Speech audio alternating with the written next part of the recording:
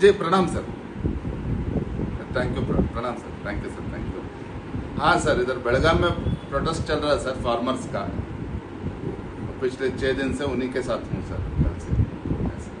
Yes sir, thank you sir, आपका आशीर्वाद sir.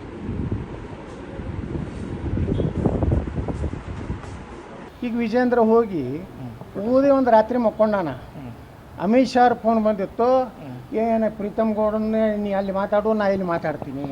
ಆ ರುದ್ರೇಶ ತಮ್ಮೇಶ್ ಗೌಡ ನೀ ಒಳಗೆ ಕೂತು ಹಲೋ ಮೈ ಅಮಿತ್ ಶಾ ಬಾತ್ ಕರ, हाँ बोलिए sir, I am thank you sir, thank you sir, 6 दिन से मैं ये फार्मर के साथ है.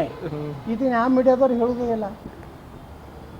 ರೈತರ ಕಬ್ಬಿನ ಬಗ್ಗೆ ಚರ್ಚೆ ನಡೆಸಿದ ಅಮಿತ್ ಶಾ ಢಣ್ ಢಣ್ ಢಣ್ ಢಣ್ ಹೊಡಿಲಕತ್ತೀರ. ಅದೇನು ರೈತರ ಸಮಸ್ಯೆನೂ ಕೇಳಲ್ಲ, ಚಂಡ್ ಕೇಳಲ್ಲ. ಅವ ಒಳಕೊತ್ತು ಯಾವ ಮಾತಾಡೋನೋ ಗೊತ್ತಿಲ್ಲ. ಅವ್ರು ಅಮಿತ್ ಶಾ ಅಂತರೂ ಅಲ್ಲ. ಈ ಪುಣ್ಯಾತ್ಮ ಹೇಳಿದ 6 ದಿವಸದಿಂದ ಅಲ್ಲೇ ಅದಾನ ಅಂತೇಳ್ಯಾನ. ನೀವು ಮೀಡಿಯಾದವರು ಅದನ್ನು ಖಂಡನೆಯೂ ಮಾಡಲಾಗಿರಿ, ಅದು ಖಂಡನೆಯೂ ಮಾಡಲಾಗಿರಿ. ಇನ್ನೊಂದು ಚಾನಲ್ ಐತಿ, ಗ್ಯಾರಂಟಿ ಐತೆ. ಅಮಿತ್ ಶಾ ಶಾಕ್, ವಿಜೇಂದ್ರ ರಾಕ್, ವಿರೋಧಿಗಳು ಡಾಕ್.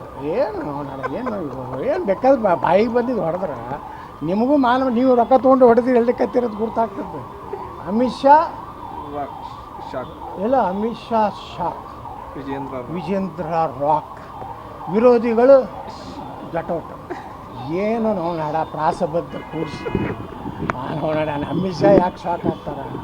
ನಾವ್ಯಾಕೆ ವಿರೋಧಿಗಳು ಯಾಕೆ ಏನು ಗ್ಯಾರಂಟಿ ಚಾನಲ್ ನೋಡಿ ನಾವು ರಾಜಕಾರಣ ಮಾಡಕತ್ತೀವಿ?